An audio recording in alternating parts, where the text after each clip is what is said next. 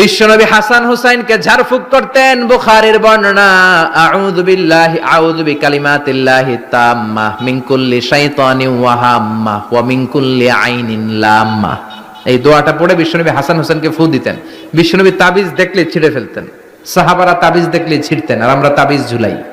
তাবিজ আপনার কিচ্ছু করতে পারে না, করতে পারে কে? আল্লাহ। কোরআনের আয়াত দিয়ে তাবিজ দেয়া যাবে কিনা এটা একটা ইখতিলাফি মাসালা, কিন্তু নিরাপদ হচ্ছে আপনি তাবিজের কাছেই যাবেন না, আপনি ঝাড়ফুঁক করবেন। আপনার রাত্রেবেলা জিনে ধরে যাতে আপনি সূরা ফালাক সূরা নাস পড়ে ফু দেন, আয়াতুল কুরসি পড়ে ফু দেন, জিনের বাদশাও দিবে দৌড়। ঠিক কিনা? এজন্য আয়াতুল কুরসি পড়বেন, সূরা ফালাক নাস পড়বেন।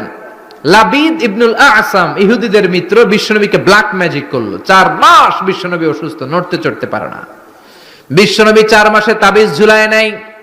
4 মাস পরে সাইয়েদনা জিব্রাইল সূরা ফালাক সূরা নাস